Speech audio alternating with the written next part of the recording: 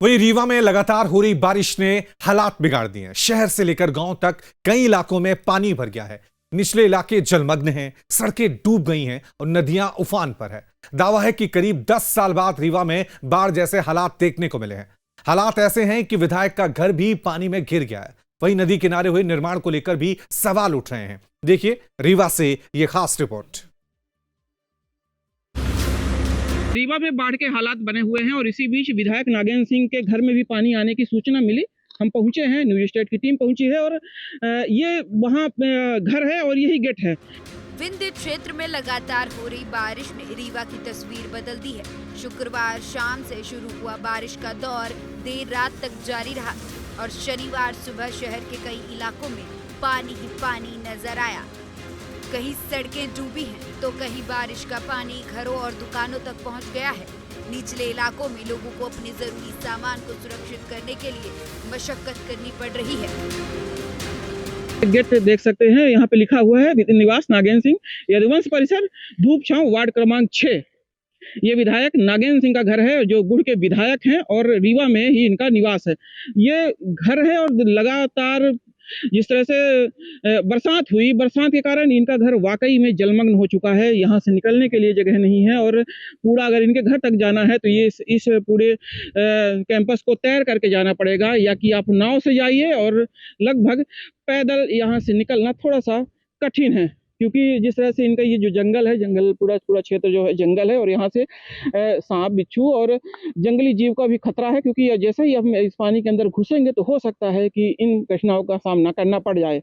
लेकिन उसके बावजूद भी न्यूज स्टेट की टीम लगातार विधायक नागेंद्र सिंह से बात करने का प्रयास करेगी। इसी बीच नदी किनारे निर्माण को लेकर भी विवाद सामने आया है। बाढ़ के पानी के बीच बीजेपी विधायक नागेंद्र सिंह का घर भी जलमग्न नजर आया। किस तरह से इनका पूरा घर जो है वो विधायक नागेंद्र सिंह का घर है, दिखाना चाहूंगा कि जलमग्न हो चुका है। और ये जो पानी है, देखिए कैसे लोग तैर तैर के निकल रहे हैं यहाँ से, क्योंकि यहाँ पे जो लोग हैं ये सब यहाँ के वर्कर हैं, विधायक अंदर हैं और उन्हीं से बात करने के लिए अभी हम यहाँ पे आए हुए हैं। लोग अगर कोई रोजमर्रा की जरूरत की चीजें हो गए, सामान निकालने के लिए उनको बाहर निकलना पड़ रहा है, तो इस तरह से तैर तैर के लोग निकल रहे हैं। तो देख सकते हैं ये जो फुटेज है ये रीवा के हैं और नगर निगम क्षेत्र के हैं। जो अब इससे समझ में आ सकता है कि जो नगर निगम का जो काम करने का तरीका है, इतने वर्षों से नगर निगम और जिला प्रशासन ने मिलकर के जिस तरह से यहाँ पे काम किया है, उसका नतीजा यही है कि जो यहाँ का ड्रेनेज सिस्टम है, पानी निकासी का जो सिस्टम है वो पूरी तरह से फेल है।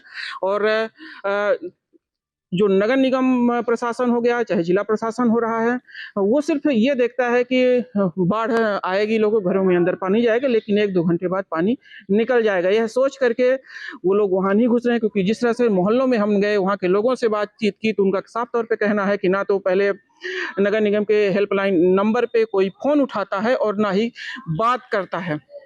लोग परेशान हैं। देखिए अभी ये जो उनका पूरा घर है ये पूरा जलमग्न है। जो उनका ये गार्डन एरिया कहलाता है ये पूरा जलमग्न है। ये यहाँ से उनके घर के निकलने की जगह है। देखिए यहाँ तक पानी आ चुका है, लेकिन उसके बाद भी जो न्यूज स्टेट की टीम है वो लगातार ऐसी स्थिति, रीवा की जो बाढ़ है उसकी स्थिति को दिखाने का प्रयास कर रही है। देखिए किस तरह से जो एक पूरा नीचे का फ्लोर होता है वो जलमग्न हो चुका है। यहाँ यानी कितने का नुकसान भी हुआ होगा नागेंद्र सिंह के जो यहाँ के विधायक हैं। सवाल उठा कि नदी किनारे निर्माण की अनुमति कैसे मिली। विधायक का कहना है कि निर्माण की अनुमति नगर निगम की ओर से दी गई थी। ऐसे में अब बाढ़ के बीच नदी किनारे निर्माण और अनुमति की प्रक्रिया को लेकर सवाल खड़े हो रहे हैं। एक बात और आती है कि जब बाढ़ की बात आती है, लोगों घरों के अंदर पानी जाता है, तो जब चाहे जो आम नागरिक हो, जिला प्रशासन हो या कि ऐसे जो राजनीति से संपर्क रखते हैं, तो ऐसे लोगों का कहना है कि विधायक नागेंद्र सिंह का भी घर नदी पे बना है, नदी के तट पे बना है और यही कारण है कि वो अतिक्रमण करके रखे हैं, तो पानी नहीं निकल रहा, उनके घर में भी बाढ़ आ जाती है। तो वो परेशान अपने कारण है, हमारे कारण नहीं है। तो इसका क्या है जवाब? मैंने तो पहले बता दिया कि मैं तो परेशान ही नहीं हूँ, ना अपने कारण ना आपके कारण है। और मैंने मकान बनाया है तो नगर निगम के सारे नियमों को देख के और जांच करवा के नक्शा पास करके बनवाया है। यदि कोई गलती हुई है तो तत्कालीन इंजीनियर और नगर निगम की है। अब मैं मेरे घर नहीं है, इस नदी किनारे सैकड़ों घर बने हुए हैं, एक एक से नदी किनारे। तो ऐसा कहना तो मैं नहीं समझता कोई ये अच्छी बात है। वैसे कहने को तो लोग कुछ भी कह सकते हैं किसी को भी। अच्छा, एक और सवाल है कि चूंकि जो लोग आरोप लगाते हैं कि कब्जा है, तो क्या आपने जमीन उस समय ली थी या ये कि जमीन फिर मैंने आपने- खरीदी है, बाकायदे नामांतरण हुआ है। ये तत्कालीन गवर्नर पिल्लई साहब ने इनको पट्टे पर दिया था। ये हैं पिछड़े वर्ग के लोग हैं, जैसे आप आते हैं तो उन्हीं के हाँ, पड़ता है। ठीक है। और उनसे ये जमीन मैंने ये सन 74-75 में खरीदी थी। रीवा शहर के निराला नगर हॉस्टल, नीम चौराहा, बोदा बाग, समान बांध, लखौरी बाग, उपरहटी, तरहटी, संजय नगर और अरुण नगर, अनंतपुर समेत कई इलाकों में जल भराव की तस्वीरें सामने आई हैं। सड़कों पर पानी जमा होने से यातायात प्रभावित है। कई जगह सड़क और नाली के बीच का फर्क तक नजर नहीं आ रहा है। ऐसे में लोगों को बेहद सावधानी से आवाजाही करनी पड़ रही है। मेरी सामान वामान का कुछ क्षति हुई है, इससे ज्यादा क्षति नहीं हुई है। और मैं यहाँ करीब इस घर में ही 35 वर्ष से रह रहा हूँ। और इस घर के बनने के शुरुआती दिनों से ये चौथी बाढ़ है, चौथी, जिसमें पानी घर के अंदर आया है। आपने जो बातें आम नागरिकों की है रीवा की, वो जरूर चिंता की बात है। उस विषय में शासन को, नेताओं को और प्रशासनिक अधिकारियों को ज़्यादा चिंता की जरूरत है। शहर के साथ ग्रामीण इलाकों में भी हालात चिंताजनक है। तमसा, बेलन और नैना नदियों का जलस्तर तेजी से बढ़ रहा है। नदी किनारे बसे गांवों में बाढ़ का खतरा बढ़ गया है। प्रशासन और पुलिस की टीमें संवेदनशील इलाकों पर नजर बनाए हुए हैं। लोगों को नदी नालों और तेज बहाव वाले रास्तों से दूर रहने की सलाह दी जा रही है। पानी नदी बाढ़ी है तब पानी आया ना, नदी बाढ़ी है, उसके बाद पानी आया। उस समय विधायक जी भी घर पे ही थे घर पे ही सब लोग थे घर पे ही। और अब निकल नहीं पाए, इसी कारण अभी भी अंदर है। नहीं, निकले ही ऊपर है। हाँ, कमरे में है। यही कारण है कि चूंकि रात में लगभग 10 घंटे की जो बारिश हुई, उस बारिश के कारण लोग समझ नहीं पाए और अचानक जल स्तर बढ़ा और इस तरह की स्थिति होगी। लोगों के घरों तक अंदर पानी चला गया। और इसी बीच जब नगर निगम प्रशासन से बात करो, जिला प्रशासन से बात करो, तो एक दूसरे के ऊपर वो आरोप प्रत्यारोप लगाते हैं। रीवा के अलावा चित्रकूट में भी बारिश का असर देखने को मिला है। चित्रकूट में मंदाकिनी नदी का जलस्तर बढ़ने से घाटों और तटीय इलाकों में खतरा बढ़ गया है। मऊगंज के ग्रामीण इलाकों में रास्ते प्रभावित हैं। सतना और मैहर में कई सड़कें जलमग्न हैं। सीधी और सिंगरौली में नदी नालों का जलस्तर बढ़ा हुआ है।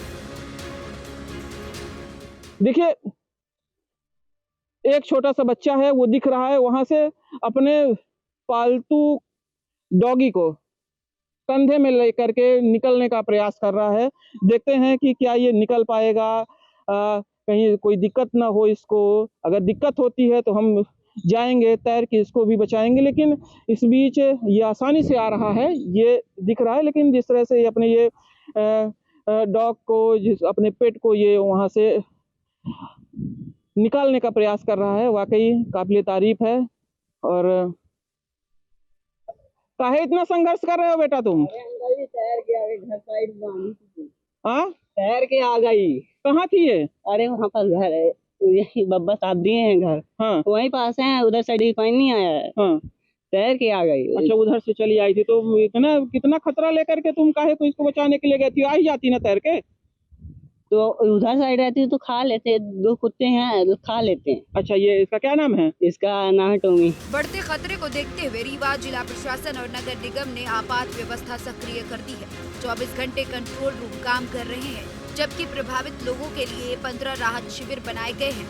इन शिविरों में भोजन, पीने का पानी, दवाएं और ठहरने की व्यवस्था की गई है। रीवा में बारिश ने एक बार फिर शहर की ड्रेनेज व्यवस्था और नदी किनारे हुए निर्माण को सवालों के घेरे में ला दिया है। फिलहाल प्रशासन की सबसे बड़ी चुनौती लोगों को सुरक्षित रखना और जल भराव वाले इलाकों से पानी निकालना है। देखिए प्राकृतिक अपवादाओं का कोई तोड़ नहीं होता है। उसका तोड़ सिर्फ ये है कि उसके ध्यान में रख के हम प्लानिंग करें कि अधिक से अधिक पानी निकल सके। मैंने पहले विनती कर दिया कि जब पहले का जो सिस्टम है पुलिया की, पहले वाली पुलिया बनी है उसके ऊपर पानी नहीं जा रहा, और बाद की पुलिया जब छोटी बनी है तो पानी तो रुकेगा ही। पहले निकास तो बराबर होना चाहिए पानी का। बिल्कुल। तो जैसा कि आपने कहा कि दृढ़ संकल्प की जो है वो कमी दिख रही है। अगर जिला प्रशासन और नगर निगम की टीम आपस में संयुक्त होकर के अगर काम करें तो रीवा को बाढ़ मुक्त किया जा सकता है। ज्यादा बड़ी बात नहीं है रीवा के लिए, क्योंकि चारों तरफ एक तो रिंग रोड आ गई है, रोडें हैं, बाईपास बन चुका है और नदियां भी हैं, बड़े बड़े नाले भी हैं। अगर उनको अतिक्रमण मुक्त कराया जाए और साथ में प्लानिंग करके जो नालियां हैं उनको चौड़ीकरण किया जाए तो, और साथ में शिविर लगाए जाए, शिविरों के माध्यम से लोगों से जानकारी ली जाए कि कहाँ कहाँ जल भराव होता है, और इसके बाद वहाँ पे काम किया जा सकता है। और इस काम के बाद रीवा में जो जल भराव हो रहा है वो खत्म किया जा सकता है।